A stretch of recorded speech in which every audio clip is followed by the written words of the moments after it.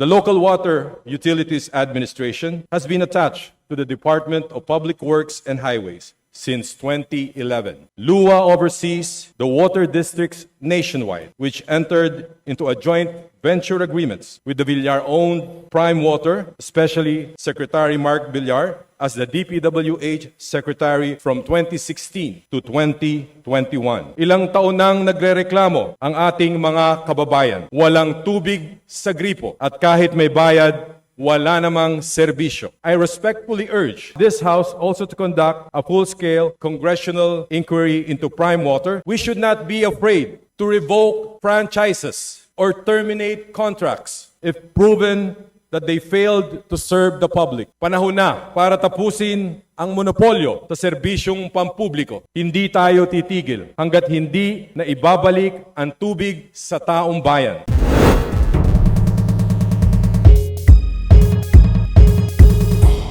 Mr. Speaker, I now move that we recognize the gentleman from the Lone District of Las Piñas City, the Honorable Representative Mark Anthony J. Santos, to avail of the privilege hour. The Honorable Representative Mark Anthony G. Santos of the Lone District of Las Piñas City is now recognized. You may proceed, sir. Mr. Speaker, my esteemed colleagues, I rise today not only as the representative of Las Piñas City, but also as a voice for the countless Filipinos who continue to suffer due to the poor and unreliable water services being delivered by private concessionaries like PrimeWater Infrastructure Corporation. PrimeWater Infrastructure Corporation is a subsidiary of Prime Asset Ventures, both of which were founded and owned by the Villar family. It entered into a joint venture agreements with around 100 local water districts across the country. According to their website, they serve over 1.7 million households and treat more than 500 million liters of water daily. The Local Water Utilities Administration has been attached to the Department of Public Works and Highways since 2011. LUWA oversees the water districts nationwide, which entered into a joint venture agreements with the Villar-owned PrimeWater, especially Secretary Mark Villar, as the DPWH Secretary from 2016 to 2021. President Ferdinand Marcos Jr.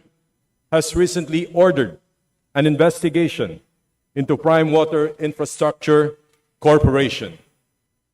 Iginiit ng kanyang Presidential Communications Office Undersecretary at Palace Press Officer na si Attorney Claire Castro na, and I quote, "Ang kakulangan sa serbisyo ay walang puwang sa administrasyon ng Pangulong Marcos."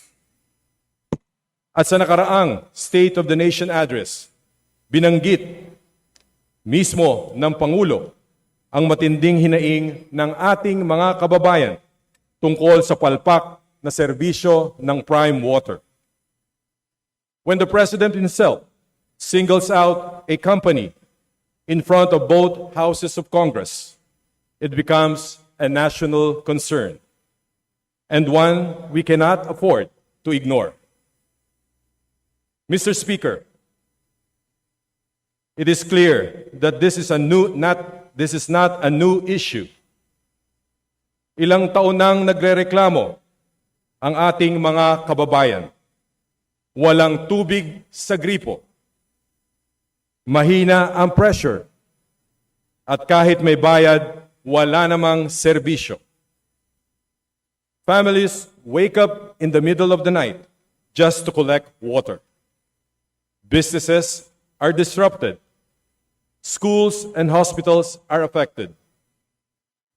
To name a few instances, in Mecawayan, Bulacan, a whopping minimum charge of 355 pesos and 71 centavos for 7 cubic meters applies regardless of usage. its governor, Daniel Fernando, publicly decried PrimeWater's very poor service, noting persistent issues since the company's takeover and proposing the revocation of joint venture agreements in affected towns like Kalumpit, Malolos, Marilao, and San Jose del Monte. These towns reported yellow, rusty, or foul-smelling water, sometimes with visible particles. In San Pedro, Laguna, its residents in elevated areas like Southern Heights, Barangay Riverside, and San Vicente report frequent interruptions, with water often unavailable for hours and even days. And in Cavite, a resident in Villar-owned development lamenting that water was unusable for cooking or bathing, forcing their reliance on costly bottled water. And just recently, the owners of PrimeWater made a public statement. Hindi naman malaki ang binabayad sa amin diyan. In fact,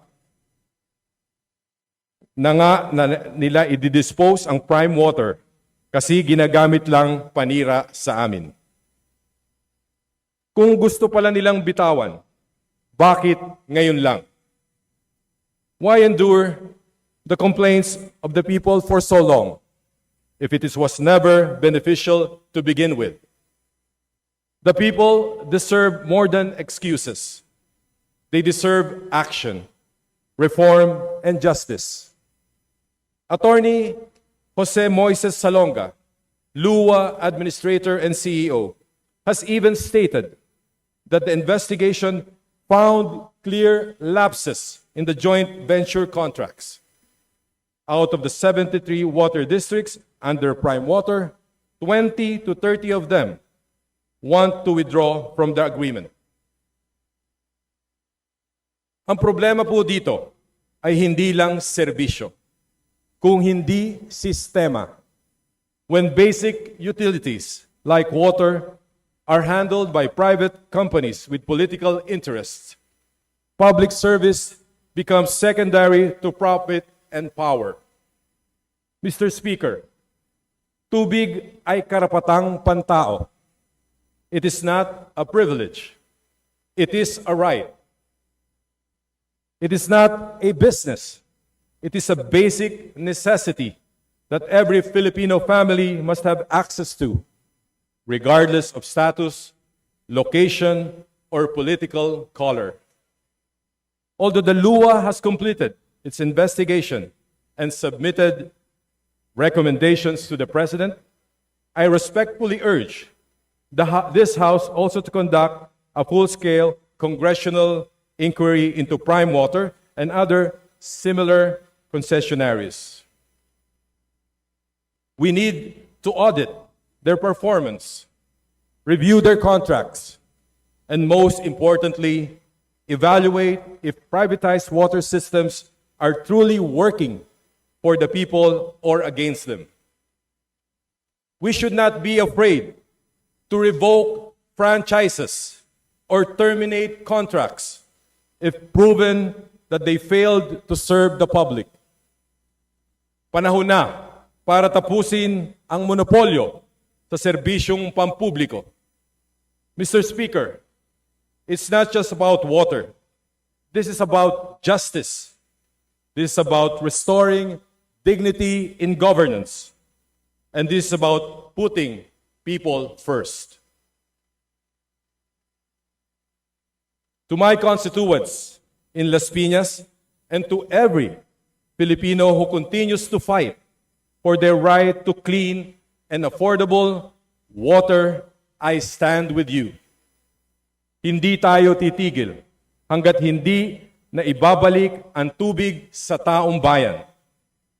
Hindi sa negosyo, hindi sa pamilya, kundi sa bayan.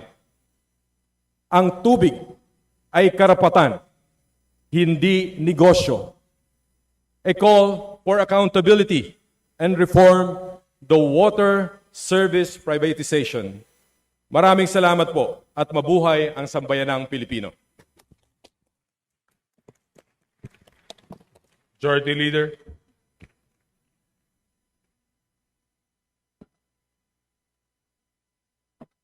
Mr. Speaker, I move to recognize the gentleman from the Lone District of Dinagat Islands, Honorable Congressman Kaka Bagaw. There's a motion to recognize the Honorable Representative from the Dinagat Islands, Representative Kakabagaw. Thank you, Mr. Speaker.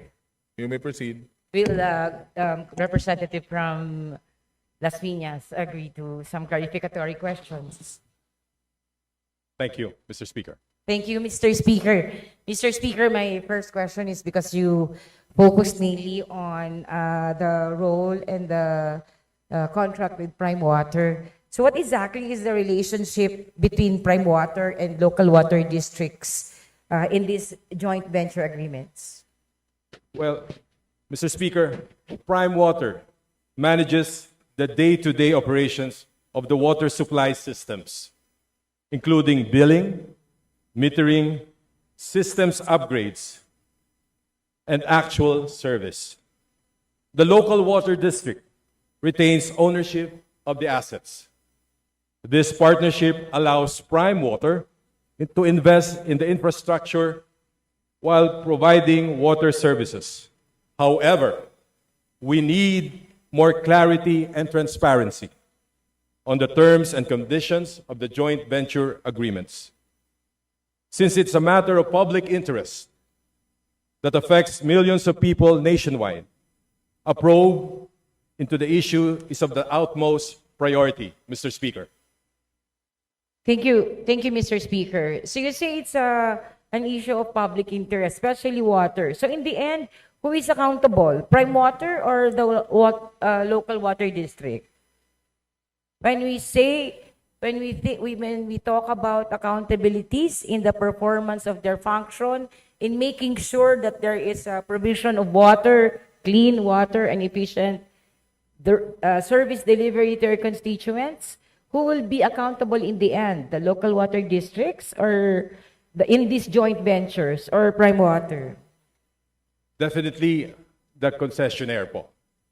Because they signed a contract with the government and LUA is the one who should check if those contracts are being addressed to. And basically, sila po, Mr. Speaker, ang may hawak ng operations ng mga water facilities. And sila po ang nag-upgrade ng mga gamit doon sa mga water companies po, sa water district, Mr. Speaker. Thank you, Mr. Speaker. And I agree, considering that water is a very important resource in a community. It should be clear who is in the end accountable because their action should be regulated by the state, and there is a great interest by the state on how they conduct business. So my question then is, can you clarify, because there have been a lot of reports that in areas served by PrimeWater, consumers are paying up to 1,200 pesos for water that is undrinkable and unreliable. Can you please clarify us on these reports?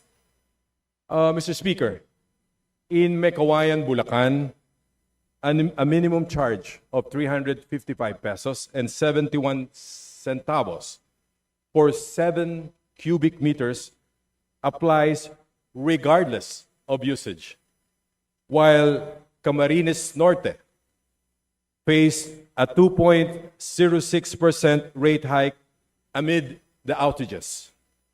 Some areas report 300% increase post-privatization, hitting low-income families hardest, as noted by various consumer groups, Mr. Speaker.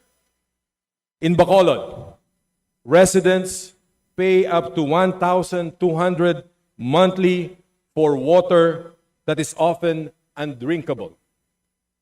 It is essential that PrimeWater meets its contractual obligations to provide clean and reliable water.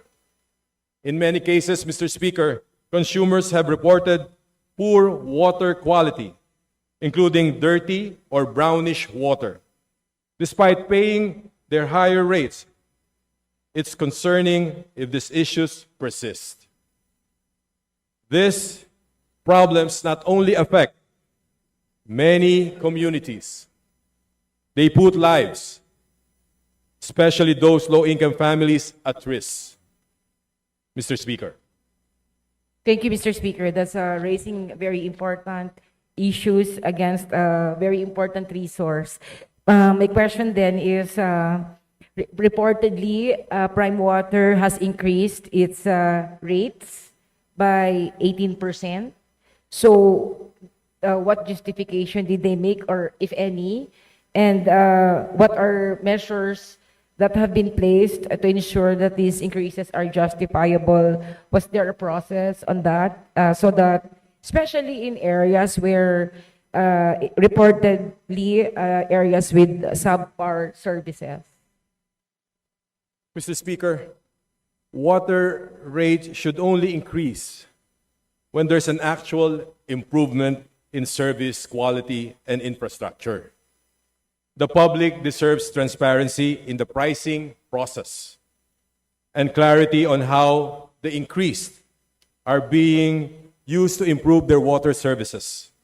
However, the large increase in the rates often result in a poorer water services. Water that is not potable and not drinkable, and frequent supply interruptions. Mr. Speaker. Thank you, Mr. Speaker. Are you saying then that the increase was not justified, and the poor services and the level of water, the kind of water that has been provided to the consumers are below standard? Is that your statement, Mr. Speaker? Mr. Speaker, makikita niyo naman po sa mga videos na pinapalabas po sa social media. Ito po ay hindi fake. Nakikita niyo po kung gaano kadumi ang mga tubig na lumalabas sa kanilang mga gripo. At there's no question about that. At para magpatong ka ng 1,200 pesos, hindi po makatarungan, Mr. Speaker. At kailangan po ng tulong ng ating mga kababayan, Mr. Speaker. Thank you, Mr. Speaker. I understand that a lot of complaints have already been filed with the Local Water Utilities Administration, or the LUWA. Has there been steps that has been taken by government to address these grievances? Yes, Mr. Speaker, it is clear that the President, Ferdinand Marcos Jr., has emphasized the need to conduct investigations and inquiries into the PrimeWater issue. We, along the concerned stakeholders, have initiated investigations in these joint venture agreements and the services of the company provided in many areas of the country. It is imperative that we gather information of these complaints in order to make the most informed approach towards resolving it. In the resolution, this representation passed regarding the PrimeWater Company services or lack thereof, we are looking to utilize the power of the lower house to conduct formal investigations or inquiries in aid of legislations along with appropriate committees, Mr. Speaker. Thank you, Mr. Speaker. Mr. Speaker, you said earlier that the concessionaire in the end has the accountability, especially in the regulations by government. But of course, the Local Water Utilities Administration also has a role. What is its role in ensuring that local water districts, which engages into joint ventures with companies like PrimeWater, are operating efficiently and upholding standards? So what will be the role of the LUWA then? Mr. Speaker, the LUWA is responsible for overseeing water districts nationwide, ensuring that they meet operational standards. It is their job to supervise these local water districts to confirm that they are indeed providing optimal water services as public utilities. However, the nearly 100 joint ventures with PrimeWater, the LUA must work hard to exercise proper supervision and oversight, especially when consumers are facing these persistent and significant challenges, Mr. Speaker. Thank you, Mr. Speaker. So how do we ensure then that PrimeWater's involvement in areas where water pressure is inconsistent, billing is inaccurate, as you say, and promised system upgrades are either delayed or insufficient? How do we make sure that PrimeWater is held accountable for that? If PrimeWater is contracted to improve services through upgrades, the government must hold them accountable for meeting the promises. There are reports that the system upgrades have not met expectations, which is concerning for the people relying on these services. Their obligations have clearly not been met in so many areas, and it is our job to delve into the details of these agreements to ensure that our solutions are well informed, Mr. Speaker.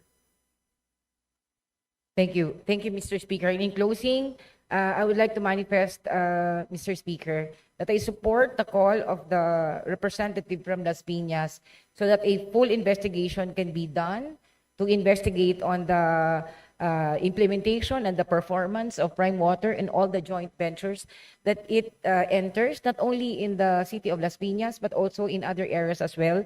This is a very serious issue that that requires an investigation by Congress in aid of its oversight, especially in making sure that joint ventures follow the rules and make sure that clean, safe water is provided and deliveries are very efficient.